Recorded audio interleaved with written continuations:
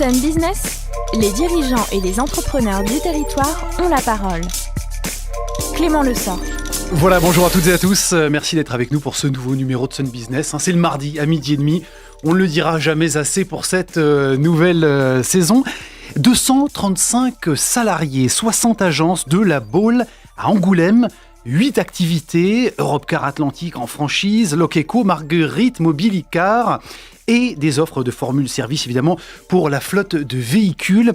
Je parlais du groupe Cepama. Denis Maure, bonjour. Vous êtes le directeur général de ce groupe. Merci d'avoir accepté mon invitation. Bonjour Clément, merci de votre invitation. Alors Denis Maure, 2016, un petit coup d'œil dans le rétroviseur, un chiffre d'affaires de 48 millions d'euros, à peu près en augmentation de 9% par rapport à l'année précédente.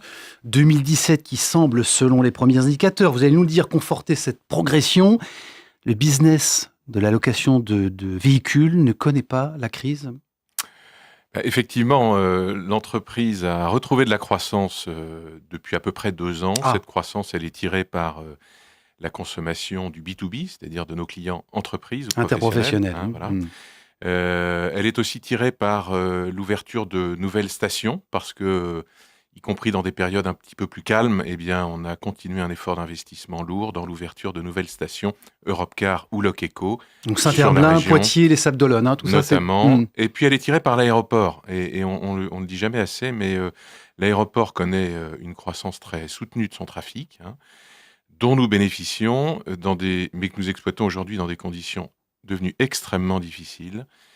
Donc il est urgent que la situation puisse évoluer. Je voudrais qu'on comprenne avec vous, qu'on rentre un petit peu en cuisine. La réussite, c'est quoi, Denis Maure ? C'est que vous avez réussi à vous adapter à un marché qui est en constante évolution et qui connaît de profondes mutations depuis quelques années. La réussite pour Cepama, comme pour toutes les entreprises, c'est d'abord d'écouter ses clients. On est dans un monde qui change. Notre métier a considérablement évolué. La location de voitures, c'est arrivé des États-Unis, comme beaucoup de services. À l'origine, c'était une voiture à la descente du train ou de l'avion. Donc un prolongement. Un prolongement de voyage, voilà, de voyage. Et nos clients nous ont exprimé des besoins nouveaux. On discute aussi avec les collectivités. On regarde l'évolution de nos villes.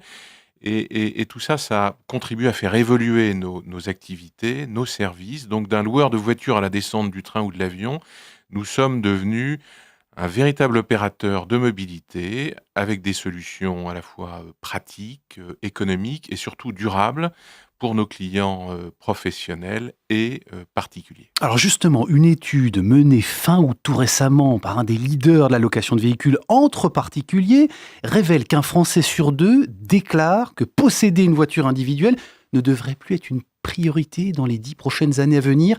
Est-ce que ça vous rend heureux ? Alors, évidemment, ça nous ouvre des perspectives tout à fait intéressantes. Maintenant, ça n'est pas encore un raz-de-marée. C'est-à-dire que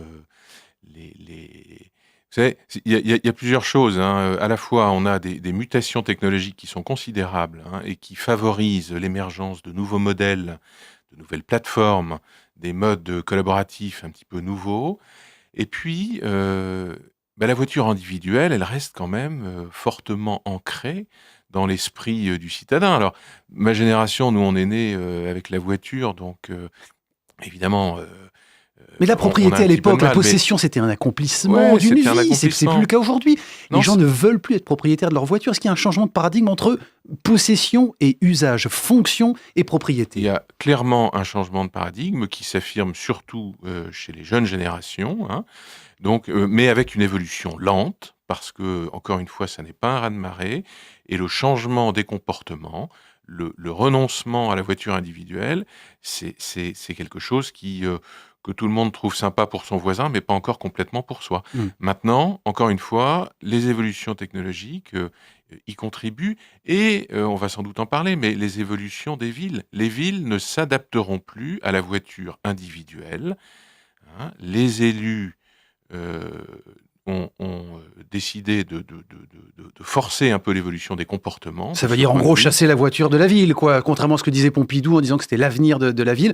Aujourd'hui, c'est quoi la question du stock en milieu urbain ? C'est ça le vrai souci ? Oui, regardez nos villes, Nantes en particulier, nos villes sont encombrées de voitures en stationnement qui rendent l'accès à nos visiteurs compliqué, qui rendent l'accès aux infrastructures publiques et au commerce de centre-ville difficile. Donc, il y a aujourd'hui une redistribution nécessaire de l'espace public en ville. Par ailleurs, quand on gratte un petit peu, on constate que ces voitures sous-utilisées, ces voitures en stationnement, pardon, elles sont sous-utilisées.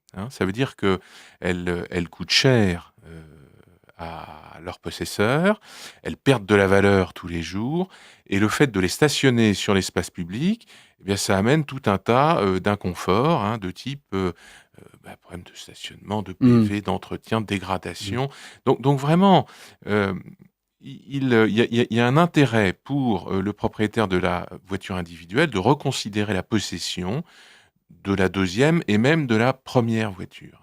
Et puis pour le citadin que nous sommes tous, eh bien, je pense qu'il y a une vraie aspiration à retrouver de l'espace public qui soit un petit peu plus libre. Et puis pour les commerçants et les entreprises de centre-ville, eh bien, de libérer de l'espace, parce que il faut qu'on soit accueillant. Si on veut dynamiser le commerce en centre-ville, il faut qu'on soit accueillant pour les visiteurs qui habitent à l'extérieur. Moins de véhicules, c'est donc quand même moins de propriétaires. Dans ces nouvelles solutions, l'émergence de ces nouvelles solutions, et notamment la location de voitures entre particuliers. Votre franchiseur, Europcar, a annoncé il y a quelques jours une prise de participation de 20% dans Snapcar. C'est une société néerlandaise spécialisée dans la location entre particuliers. Est-ce que vous, chez Sepamat, ça vous donne envie, ça ? Est-ce que vous êtes attentif à ces nouvelles solutions ? Alors, on regarde tout, on observe l'évolution. Ce que l'on constate, c'est que la location entre particuliers a connu un développement assez rapide, mais que la part de marché n'évolue pas de façon considérable. Ça veut dire que ça répond à certains usages, mais pas à tous les usages automobiles. Nous avons pris le parti de nous positionner sur une démarche très professionnelle. C'est-à-dire que nos voitures sont contrôlées, vérifiées entre chaque utilisation. Nous exploitons des parcs de véhicules récents. Et 6500 voitures que vous achetez chaque année. 6500 voitures achetées chaque année pour un parc moyen d'à peu près 5600 véhicules. Et répartition de votre chiffre d'affaires entre les pros et les particuliers, c'est quoi ? À peu près moitié-moitié, avec une évolution qui est plus marquée depuis quelques années en faveur du B2C. Et c'est vrai que... Donc business to consumer jusqu'au client. Oui, et nous avons développé à l'écoute de nos clients des offres nouvelles, notamment des offres d'abonnement qui permettent aux clients particuliers de zapper, déjà d'acheter une voiture de location, entre guillemets, simplement pour 25 ou 50 jours par an, donc ça veut dire pour des week-ends ou pour des vacances, de zapper en fonction de ses besoins ou de ses envies. Et on a complété cette offre par le développement, et là je reviens sur votre question de départ, par le développement d'une offre d'autopartage, c'est-à-dire de voitures en libre service sur l'espace public. Ça s'appelle Marguerite. C'est Marguerite à Nantes. Marguerite, c'est une voiture pour des usages automobiles de très courte durée, très adaptée pour aller faire des courses, pour aller dîner chez des amis en ville. Et Marguerite, aujourd'hui à Nantes, c'est à peu près 1800 utilisateurs. Bon, ce qui est significatif aussi, c'est que vous avez une position à la fois de franchisé et d'entrepreneur. Comment est-ce que vous gérez, vous, cette schizophrénie ? Est-ce que ça n'est pas contraignant ? Est-ce que ça ne gêne pas votre soif d'innovation ? Vous devez rendre des comptes. Oui, bien sûr, on doit rendre des comptes. Ce qui est certain, c'est que, comme dans tout système, il y a des bénéfices et puis il y a des choses un peu contraignantes. La marque nous apporte une visibilité, nous apporte un volume, et nous avons construit l'entreprise autour de ce volume. Maintenant, la marque, le fait d'être dépendant d'une marque amène aussi un peu de frustration. Et là, c'est les entrepreneurs qui en parlent. Donc, ça nous a aussi amené à envisager notre développement d'une façon différente. Et c'est justement poussé par cette petite frustration qu'on a développé une politique de l'offre qui nous aide à faire grossir le marché, qu'on s'est intéressé à l'autopartage et que nous développons aujourd'hui toute une gamme de services aux flottes pour notre propre compte, mais également pour d'autres clients entreprises, avec la carrosserie, le transport de voitures, l'expertise de dommages, la gestion de sinistres.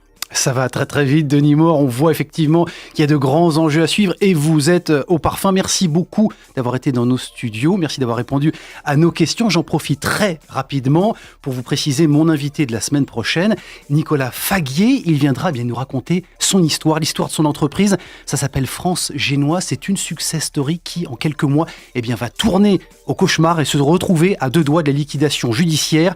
C'est dans ce livre qu'il a écrit, et avec pour titre évocateur Tribunaux de commerce, l'euthanasie économique, que ce dirigeant dénonce sans concession les dysfonctionnements juridiques et la conduite des procédures collectives dans notre pays. Alors pour découvrir cette histoire entrepreneuriale pas comme les autres, je vous donne rendez-vous la semaine prochaine à 12h30 sur le son unique, bien entendu. Merci.